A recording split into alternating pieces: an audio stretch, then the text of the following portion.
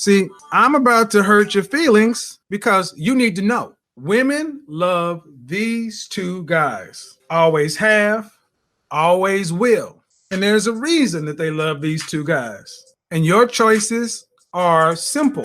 Either deal with it or do better.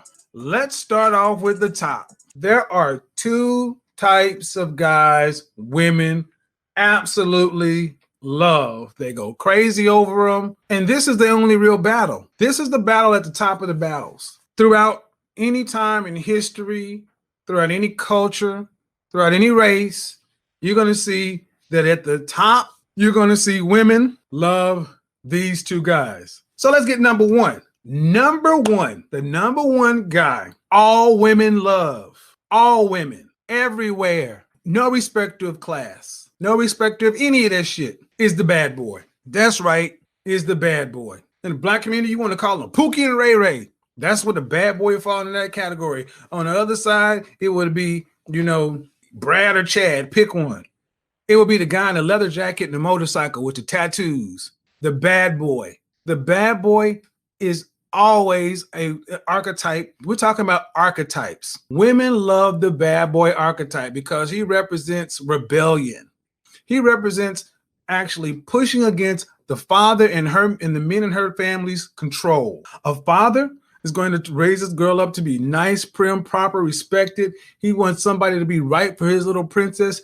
And she's going to think about the dude that just talks to her the way she needs to be talked to and screwed the way she needs to be screwed. Shout out to Alan Roger Curry when he talked about how he met this judge one time from this upper bourgeoisie family and couldn't figure out why his daughter loved this street dude. Hey, man. He said he fucks me the way I need to be. You can't, like it or not, this is at the crux of the Pookie Ray Ray argument because women love bad boys. I could give you all the psychological reasons, but that's just the truth. The rebellion, the danger, all of it. And here's the thing. You can lie to yourself and think that changes some point in life. It doesn't. It doesn't. They just stop talking about it as much. There's never a place where women get to like, well, I went through my bad boy phase and now I want Mr. Rogers. No, that's shit that they tell you guys. They tell you that so you won't feel guilty and won't feel inadequate trying to measure up to the dude she's really thinking about while you on top of her doing the best you can. Shut the front door. That is the truth, the unvarnished truth. They tell you that you're acceptable while she's thinking about the guy she really wants while you laying on top of her doing the best you can. But you get that missionary position. You get, the transactional, kind of stuff. And I talked about a video today how to fix this shit because everybody can't be a bad boy. Everybody can't be a bad boy because you don't want to take penitentiary chances. You are too law and order. And I'm not judging. See, this is amoral and pragmatic. I don't care if you like it. Everybody can't be the bad boy. You don't want to take those risks. And that's cool. The bad boy is always going to be one of the top. Bad boy. Think about even back when we had the quintessential All-American show, Happy Days. Who was the most successful character on there? Fonz. Hey. Even in that idyllic, lily whitewashed America, Richie Potsy, the Cunninghams, Joni Chachi, All-American Al's Burger Shop and Bebop and Poodle Skirts and all that. Who comes up? The leather jacket wearing, motorcycle riding, knock on the door, jukebox work, looks at a girl, come up. I mean, just go back and look at 1970s and look at how cool, how much of a dom game Fonzie was running. Fonzie was running a dom game in the 70s. Fonz was the shit. Bad boy.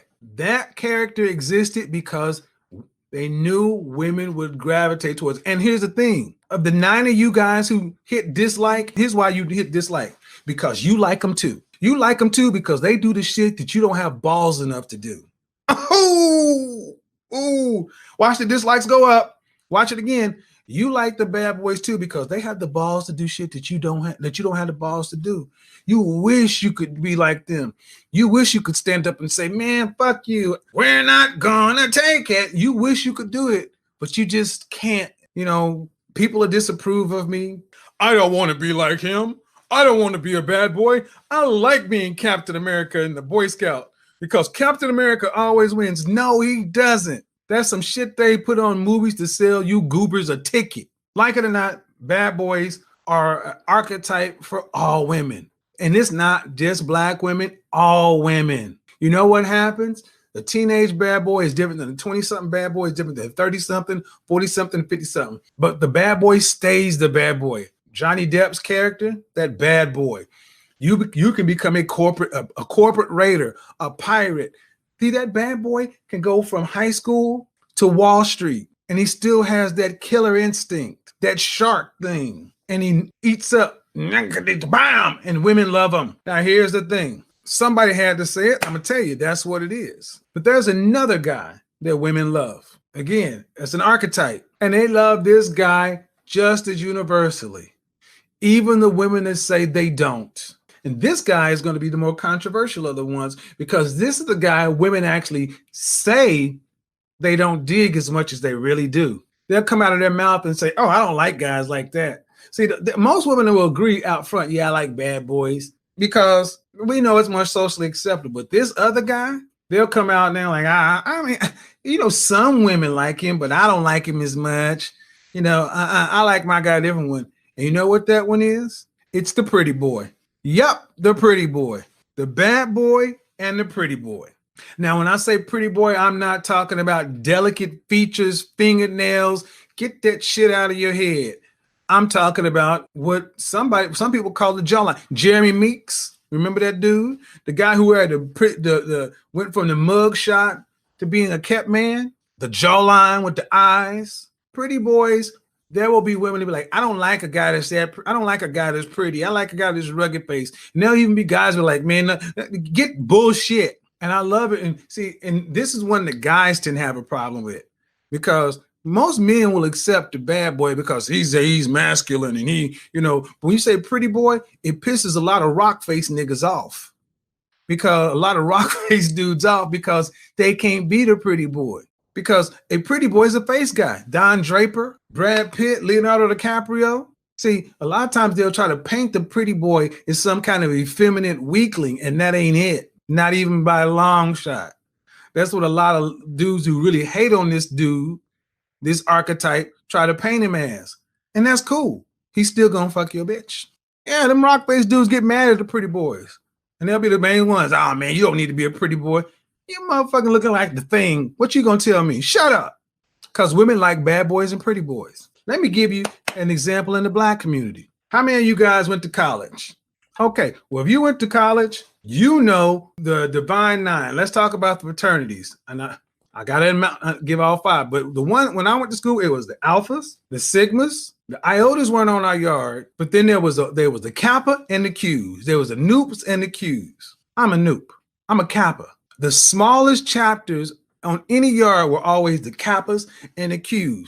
We were diametrically opposed. The Qs were the big muscle-bound, Green Mile, Michael Clark Duncan looking Negroes. Gonna get some cornbread, them big old swole-up dudes. Walk around with the big old Mega brand on, walking with the gold boots, and they got sweating and shit with the Boone's Farm sweat going everywhere. Jerry Curl juice, looking like a bunch of full force motherfuckers, barking at bitches. Hell yeah, and scaring the pussy away. Qs got much play on the yard because they was big old swole up dude. They played middle linebacker. They even played positions that weren't even out there. The Qs were so big and bad, even the thug dudes like, don't fuck with them. That's what they were. But then you know who would come in? Who will come in? It would be the Noops. The Noops would come in and they'd be like, man, I don't like them pretty boys. That's what would happen, man. The Qs would go from Atomic Dog and all this shit, and then we would roll up in there. And women would just go, the Noops, they so sweet. We would come in there with the suspenders and the bow tie, rose, pull out that cane and just start on that smooth out with the R&B tip, and the Qs would be over there sweating and shit, looking like, slaves at noonday. And we just, roses are red, violets are blue. But you know what? There was mad respect between the Qs and the Noops. Always. Everywhere I went, mad respect. Every Q I ever met. What's up, Noop? And Noops only call each other Noops. And let me tell you something. You know what the respect was? Rodney. There's a Q named Rod. He's like, you know what? I don't like them other motherfuckers. I don't like them Sigmas. I don't like them alphas. And they know Iotas. Like, but I always have respect for you noobs. He's like, we come through and we gorilla the pussy. We come in and we just come in. We gonna bark and take it and gorilla it. You cool, but you motherfuckers come in smooth with that shit. But y'all lay them down just like we do, because you're both predators. Look, man, the pretty boy and the bad boy are always on top.